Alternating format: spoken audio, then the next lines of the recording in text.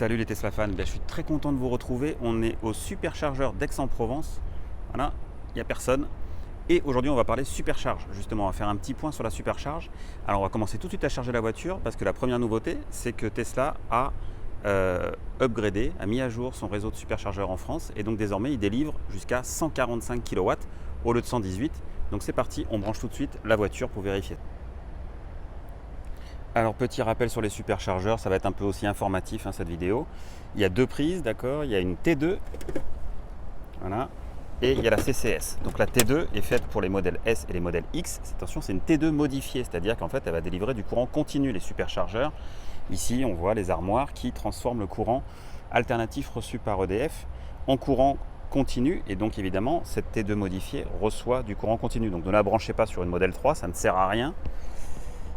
On pourrait la brancher là-dessus, mais ça ne marchera pas puisque le T2 ici, le récepteur T2 de la modèle 3, lui n'accepte que du courant alternatif. Donc on prend le CCS, voilà, qui est le nouveau standard européen. Ça passe au bleu, on est bon, on va dans la voiture et on va pouvoir vérifier aujourd'hui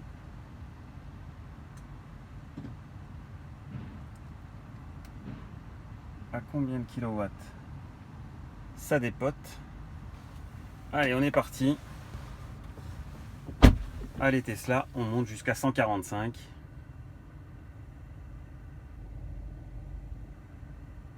Et non.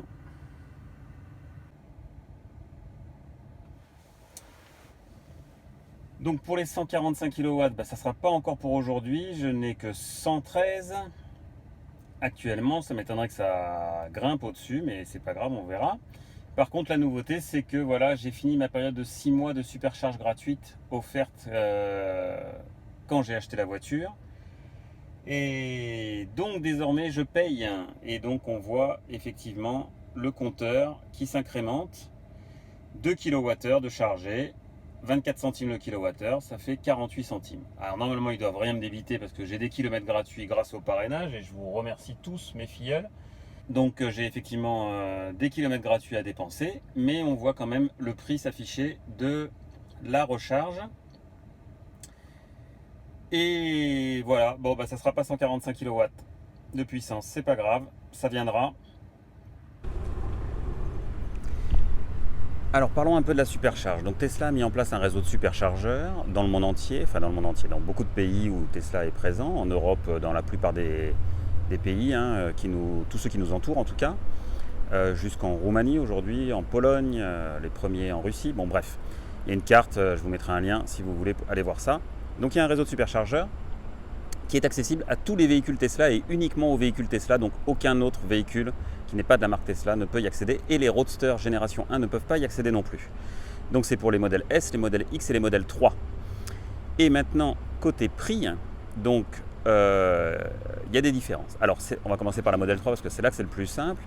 La modèle 3, toutes les modèles 3 en France, en Europe, payent pour l'accès au réseau de superchargeurs et on paye aujourd'hui en France 24 centimes du kilowattheure. Il y a eu aux États-Unis quelques modèles 3 qui ont bénéficié de la supercharge gratuite, mais pas en Europe à ma connaissance, donc tout le monde paye. Premier point.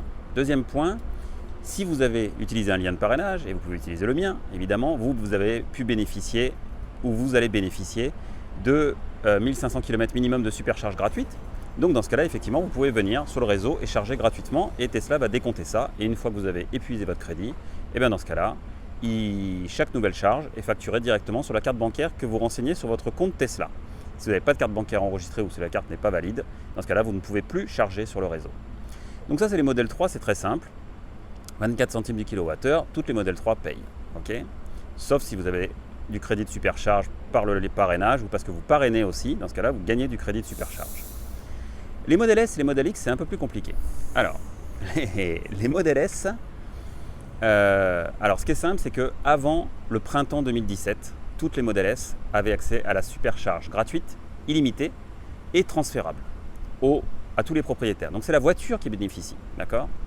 À partir du printemps 2017, Tesla a changé la règle et donc il y a une période, on va dire, entre mars 2017 et jusqu'à octobre 2017 Il y en a qui ont été livrés en retard et ainsi de suite. Donc il y a des voitures, il faut vérifier. Si vous achetez une voiture, une modèle S, les X, il y en a très peu en 2017 qui sont arrivés en France, mais il y en a quelques-unes. Donc vérifiez. Mais on va dire avant mars 2017, vous êtes pratiquement sûr que vous avez accès à la supercharge gratuite si vous achetez ce véhicule d'occasion. Ensuite, Tesla a continué la supercharge gratuite, mais elle n'était plus accessible qu'aux premiers propriétaires. Donc si vous l'achetez désormais en occasion, une de fin 2017 ou de 2018, normalement, quand vous allez faire la déclaration de transfert à Tesla au nouveau propriétaire, Tesla vous facturera les charges.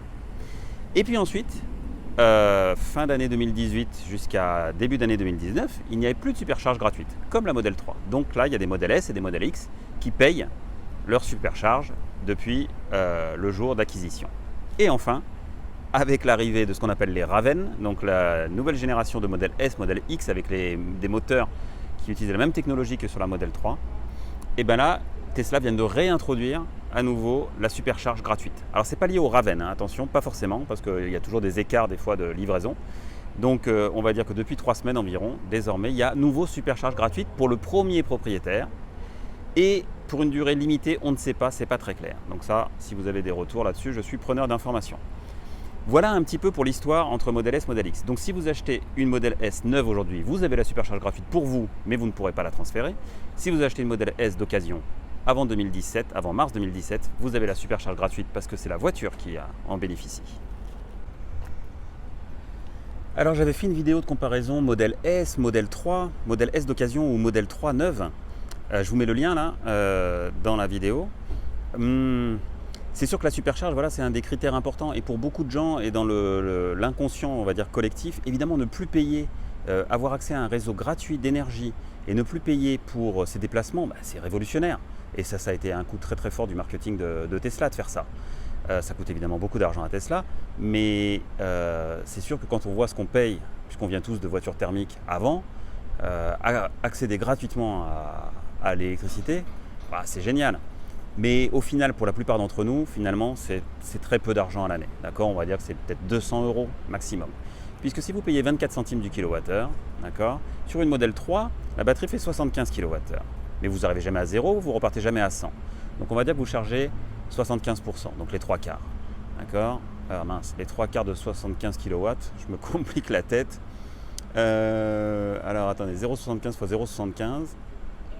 J'en sais rien, ça va faire 50, d'accord. Ça va faire 50 kWh à 24 centimes.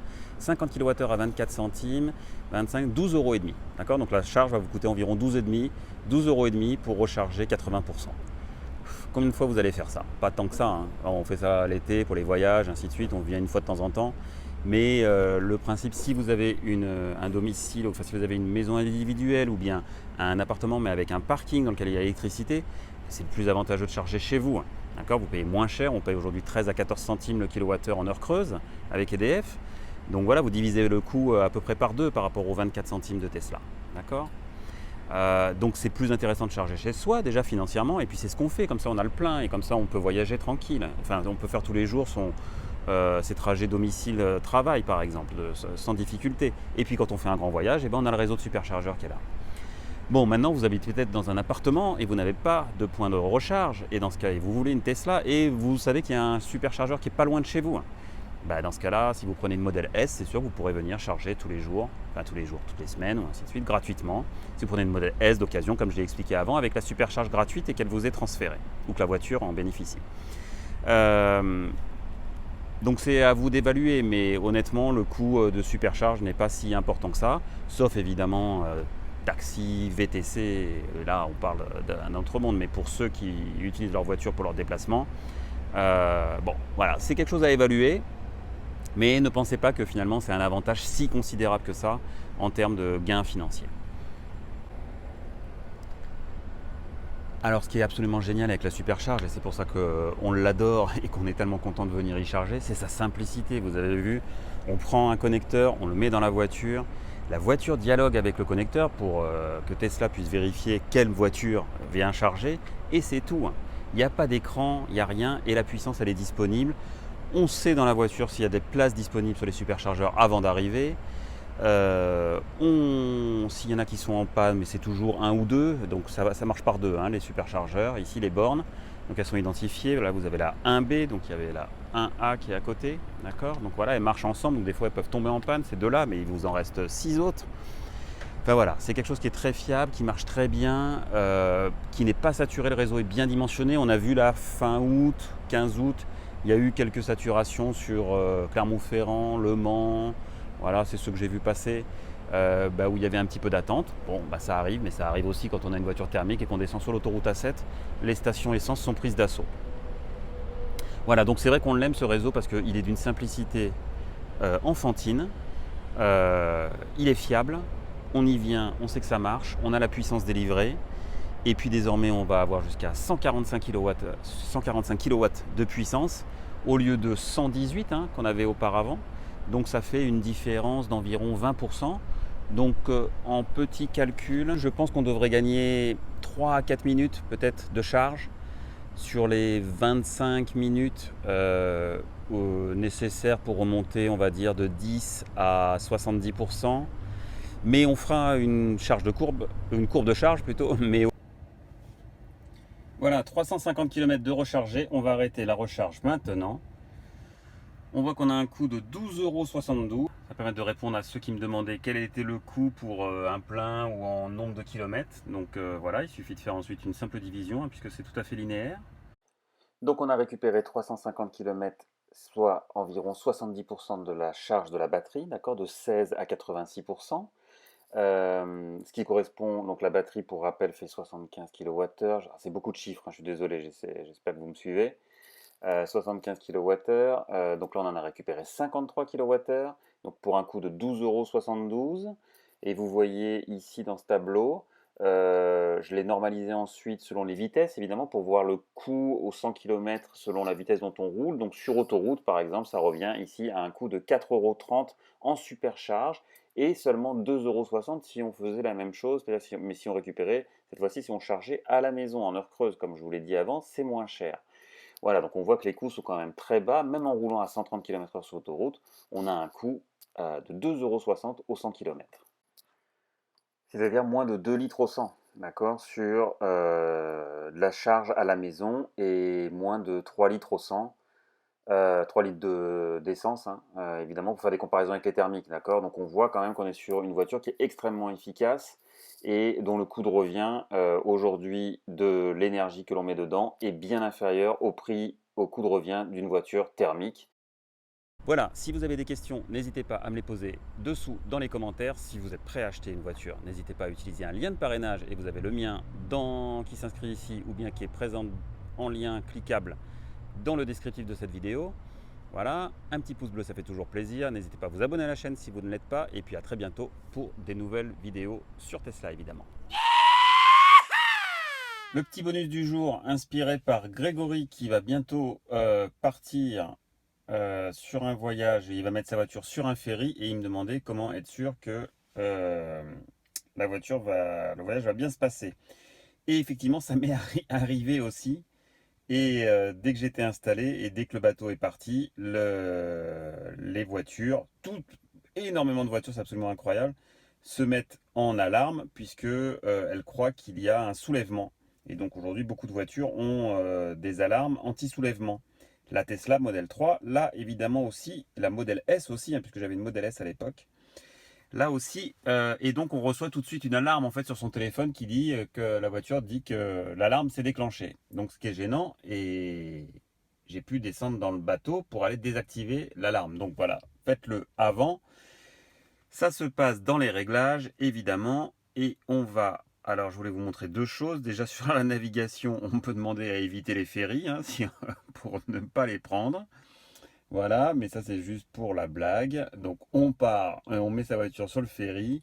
On va ensuite dans sécurité. Dans sécurité, on fait défiler et on a une alarme soulèvement et intrusion à désactiver. Mais que je ne peux pas désactiver là parce que j'ai mon mode sentinelle qui est activé. Donc on est obligé de désactiver le mode sentinelle. Et une fois que ça c'est fait, on peut enlever l'alarme soulèvement et intrusion. Ça devrait suffire. Vous pouvez aussi enlever éventuellement alarme de sécurité Comme ça, vous serez sûr de ne pas recevoir d'alarme et que la voiture, en fait, ne dépense pas de l'énergie et reste certainement en mode actif parce que, voilà, elle est ballottée et que les capteurs de déplacement et ainsi de suite sont mis à contribution. Donc pour un voyage long en bateau, il vaut mieux que la voiture, elle s'endorme tranquille, qu'elle ne consomme pas d'énergie. Donc moi, je vous invite à enlever les deux. A priori, je pense que vous pourriez n'enlever que un, mais ceci dit, on ne prend pas le bateau tous les jours. Voilà, donc c'est à vous d'évaluer, mais surtout, voilà, il faut évidemment enlever soulèvement et intrusion. Voilà pour le petit bonus.